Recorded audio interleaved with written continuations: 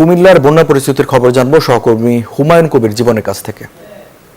টানা বৃষ্টির কারণে কুমিল্লা গোমতী নদীর দুই পারে যে শত শত বাড়িঘর আছে সেই শত শত বাড়িঘর কিন্তু এখন পানির নিচে তলিয়ে গেছে এবং আমরা যেটি জানতে পেরেছি যে ভারতীয় উজার পানির কারণে কিন্তু এই টানা পানি গোমতী নদীতে আসার কারণে কিন্তু নদীর দুই পারে যে শত শত বাড়িঘর রয়েছে সেই শত শত বাড়িঘর কিন্তু পানির নিচে রয়েছে এবং এই দুই পারের মানুষ কিন্তু এখন রাস্তায় আশ্রয় নিয়েছেন এবং আমরা যেটি জানতে পেরেছি যে স্থানীয় প্রশাসনও তাদেরকে বলেছে যে বিপদ সীমা অতিক্রম করতে পারে পানি, সেই জন্য তাদেরকে সতর্ক অবস্থায় থাকার জন্য বলা হয়েছে। তো যতটুকু আমরা জানতে পেরেছি যে অসংখ্য পরিবার কিন্তু নিঃস্ব হয়ে গেছে এবং তারা কিন্তু এই পানিবন্দী হওয়ার কারণে ঘরের থেকে কিন্তু কোনো আসবাবপত্র তারা নিতে পারেননি। আমরা একটু কথা বলতে চাচ্ছিলাম এখানে যারা বসত করতেন, আপনার যে ঘরে পানিতে তলিয়ে গেছে আপনি কি কিছু নিতে পেরেছেন কিনা? জি না, আমরা কিছু নিতে পারি নাই। আর আমরা জানতাম না যে এত তাড়াতাড়ি যে পানিটা বাইরে যাইব, কারণ আমরা তো কাজ করি, বাসায় কাজ করি, দিন আনি দিন খাই।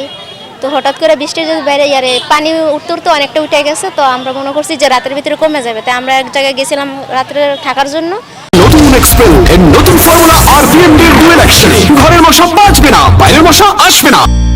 সকালবেলা আসছি যে হয়তো পানি কমছে, কিছু জিনিসপত্র নেওয়া যাবে বা থাকা যাবে, আইসা দেখি ঘর তলে চলে গেছে, কিছুই বাইর করতে পারিনি। সবকিছু মিলে আসলে কুমিল্লার যে বর্তমান পরিস্থিতি সেটি হলো যে গোমতী নদীর দুই পাশে কিন্তু ভয়ঙ্কর অবস্থা রয়েছে এবং এই ভয়ঙ্কর অবস্থা কিন্তু আসলে কখন শেষ হবে সেটা কিন্তু আসলে কেউ জানেন না এবং যদি আরও বৃষ্টি হয় তাহলে কিন্তু হয়তো বিপদ সীমা অতিক্রম করবে কুমিল্লা গোমতী নদীর পার।